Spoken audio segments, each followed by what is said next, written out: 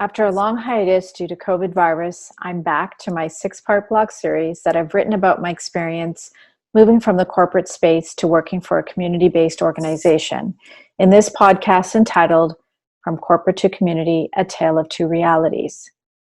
Today, as we enter May, the month dedicated to mental health, I will discuss about me overcoming my fear of change and finally meeting Barb in person at Walnut Manor Supportive Living residence in Part 5 at the Crossroad to Connection. Many times I encountered a crossroad in my life. I would take the wrong path because I used my brain instead of relying on my heart or instincts. Perhaps it was derived from childhood beliefs to think more and feel less. Overthinking and constant analysis led to paralysis. I went down the path of least resistance for the sake of comfort, doing what was familiar because I knew what to expect and having the reassurance of being able to mitigate the risks. As a result, I stayed in my corporate position for too many years. But remaining in the realm of the status quo did not lead to happiness.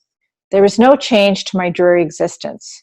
There was no action towards making any changes. Was I lazy?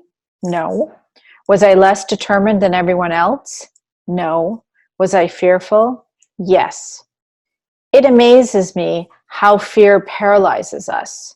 Every time an opportunity knocked at my door, I stood on the other side, scared of the unknown and unsure if allowing something new to enter my life would lead to the change I so much wanted. After a 2-year hiatus from life, as I call it, opportunity knocked on my door. Instead of hesitating with my hand precariously on the door handle, this time I opened it wide and let it in. This time I let my heart do the thinking. I did not know what to expect when I set out one morning to meet the staff and residents at Walnut Manor, Beatrice Manor, Humberstone Manor, and Lakeside Terrace Supportive Living residences. This path would lead me to new connections and a new mindset. I walked through the red door at Walnut Manor. Nestled in a quiet neighborhood in St. Thomas, driving up, I was struck by the stately appearance of the home on acres of green land that was surrounded by mature trees. Everything around the home was thriving, and as I learned, so were the inhabitants. The first person who met me in the hallway was my new friend Barb. Smiling from ear to ear with rosy cheeks and a friendly handshake, I surprised her by my visit. When I searched her face and our eyes met, instantly I connected to that familiar energy I felt over the phone a month earlier. I asked to see her room and she introduced me to her newest roommate, Bonnie, who was housed there only the month before. Barb explained that they had become fast friends.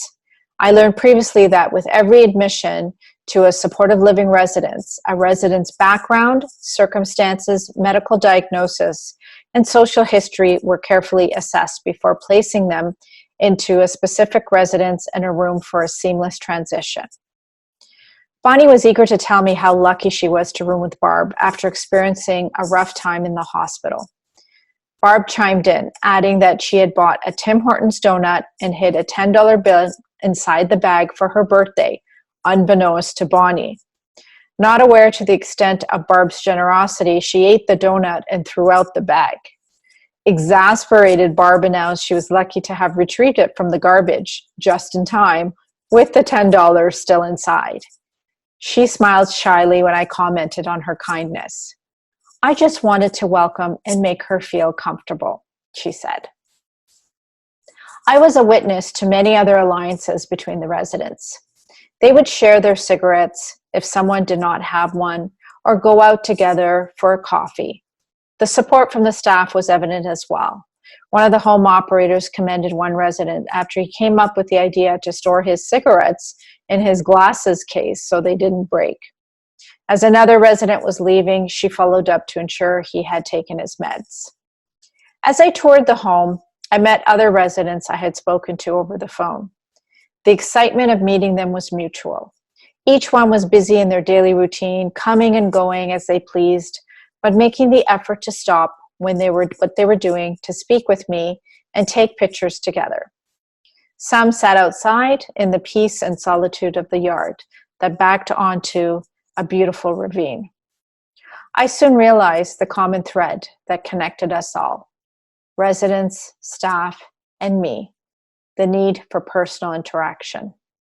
As I left, I said goodbye to Barb, and she followed me out with sad eyes.